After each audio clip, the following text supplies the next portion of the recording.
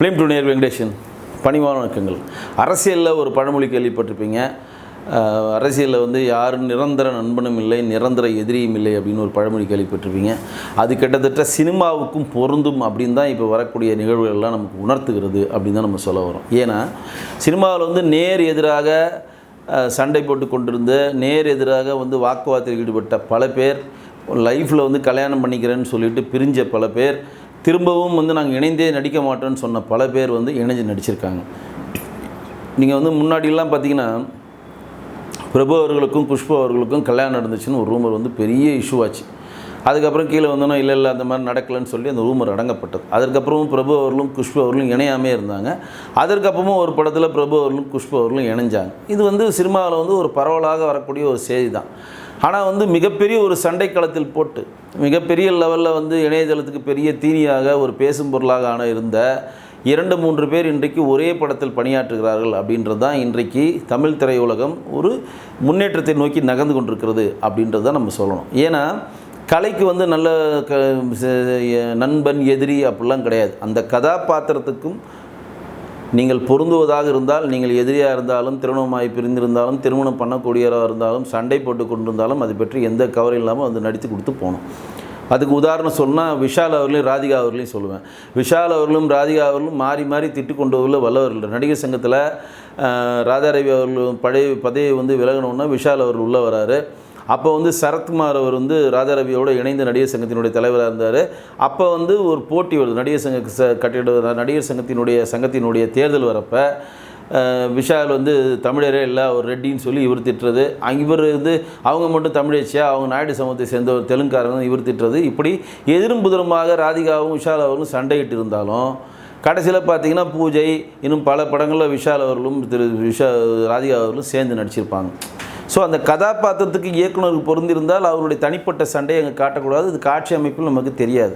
அதே மாதிரி தான் இப்போ ராபர்ட், உங்களுக்கு தெரியும், அவர் டான்ஸ் மாஸ்டர், சின்ன வயசுலேருந்து டான்ஸ் ஆடிட்டுருக்கார். நீங்கள் நிறைய இதில் பார்த்துருப்பீங்க. அல்போன்ஸா ஒரு டான்ஸ் பண்ணுகிற அவங்களுடைய தம்பி தான் ராபர்ட். அவருடைய தந்தையாரும் ஒரு டான்ஸ் மாஸ்டர் தான்.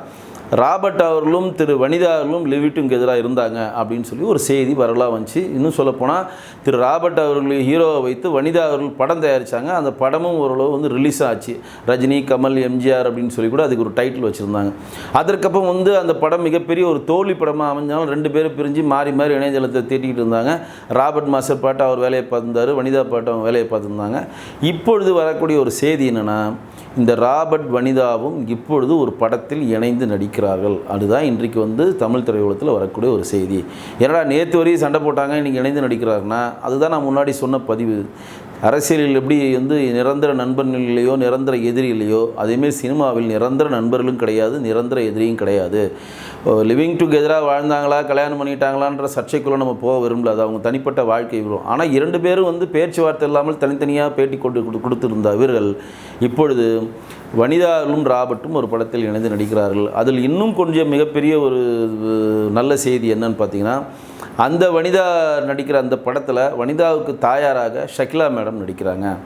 ஷக்கிலா அவர்களை அவர்கள் மலையாள திரையுலகத்தில் கொடிகட்டி பறந்தவர்.